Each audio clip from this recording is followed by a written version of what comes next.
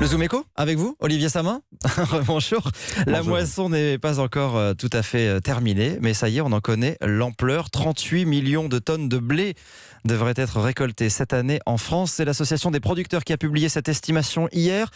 Après plusieurs années difficiles, les céréaliers retrouvent le sourire. Oui, sur les routes de vos vacances, vous les avez forcément aperçus en action aux commandes de leurs énormes moissonneuses-batteuses. Les céréaliers ne s'en cachent pas. 2019 sera une belle année pour la majorité d'entre eux. 38 millions de tonnes devraient être engrangées au total.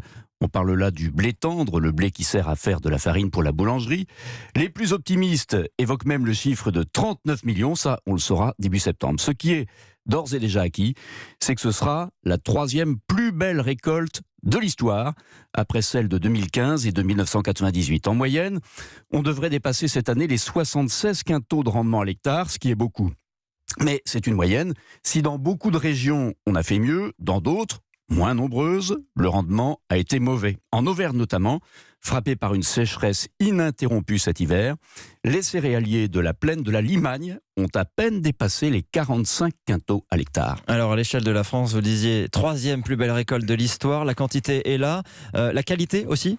Oui, il y a des années comme ça où tous les astres sont alignés. En plus du volume disponible, les acheteurs de blé regardent deux choses. La teneur en protéines, qui est très importante pour la valeur boulangère, et le poids spécifique, autrement dit la densité des grains de blé. Eh bien cette année, on coche les deux cases. Sur les protéines, c'était pas gagné, car quand la récolte est élevée, le taux de protéines a tendance à baisser, et ça n'a pas été le cas. Quant à la densité, elle est bonne et homogène grâce au temps sec juste avant la moisson. Tout va bien donc pour les producteurs français, sauf que je suis sûr que vous allez me dire qu'il y a un truc qui cloche. Oui, vous devinez bien, il y a un astre qui ne s'inscrit pas dans l'alignement, c'est celui du prix. Les cours du blé sont des cours mondiaux, sujets à d'importantes variations en fonction des quantités récoltées et de la vitesse d'écoulement des stocks un peu partout sur la planète. On se souvient de certaines années où, en dépit de récoltes moyennes, les céréaliers français avaient plutôt tiré leur épingle du jeu, car les autres grands pays producteurs, la Russie et l'Ukraine notamment, avaient vu leurs récoltes s'effondrer. Cette année, la nature a été généreuse partout. La production mondiale de blé devrait dépasser les 700 millions de tonnes, soit une hausse de 5 à 6% par rapport à l'année dernière.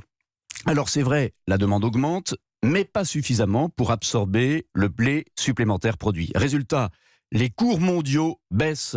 On le voit particulièrement depuis le début du mois d'août. La tonne de blé tendre arrivée au port de Rouen a plongé de 10 €. Voilà pourquoi les céréaliers français font quand même un peu la moue.